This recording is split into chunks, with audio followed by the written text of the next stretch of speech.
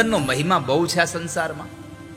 વાલા ભક્તજનો, જ્યારે પણ આપ મંદિરમાં જાઓ, જ્યારે પણ કોઈ દેવાલયમાં જાઓ, ક્યારેય કોઈ તીર્થમાં જાઓ, ક્યારેય પણ તમે આવી કથામાં જાઓ તો તમને વ્યાસપીઠ સુધી કદાચ પહોંચવાનો અવસર પ્રાપ્ત ન થાય તો કાંઈ નહીં, તમને આગળની બાજુ બેસવાનો અવસર પ્રાપ્ત ન થાય તો કાંઈ નહીં, તમે ભલે છેલ્લી બેન્ચમાં બેઠા હો, છેલ્લી ખુરશીમાં બેઠા હો, પણ જ્યારે પણ તમે જ્યાં પણ બેસવાના છો એ સ્થાન ઉપર આવીને ઊભા રહો.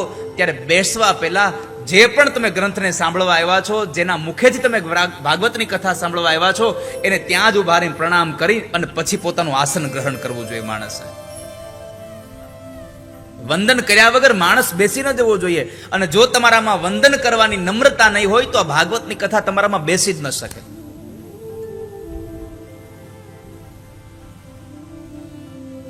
નારાયણં નમસ્કૃત્ય નરં ચૈવ નરોત્તમં દેવીં સરસ્વતીં વ્યાસં તતો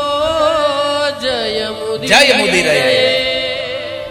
મારે જય ગાવો છે. કોનો? ઇતિહાસ અને પુરાણોનો. અને કેટલા વર્ષો થયા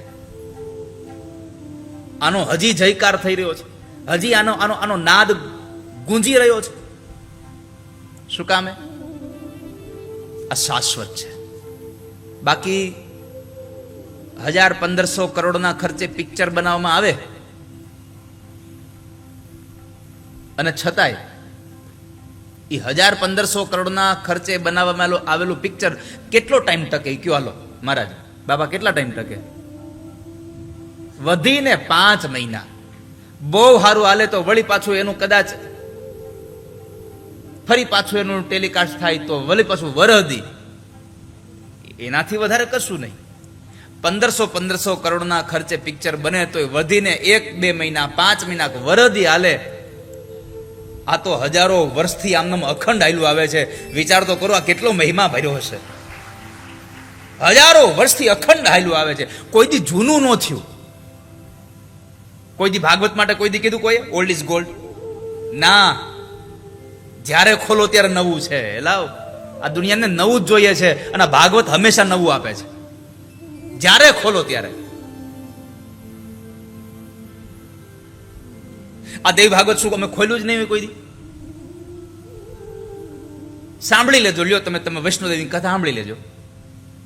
અને એ વૈષ્ણોદેવીની કથા સાંભળ્યા પછી તમે ચોટીલાની કથા સાંભળજો. તમને નવું ન મળે મને કહેજો. લ્યો, ને તો તમે જે પિક્ચર જોયું છે એને તમે આજ જોવો, કાલ જોવો, પછીના દિવસે જોવો, એમાં કાંઈ બદલાય? કાંઈ ન બદલાય. આ ભાગવતને તમે આજ સાંભળો, કાલ સાંભળો, પાછું નવું હોય. એના પછીના દિવસે સાંભળો, નવું હોય.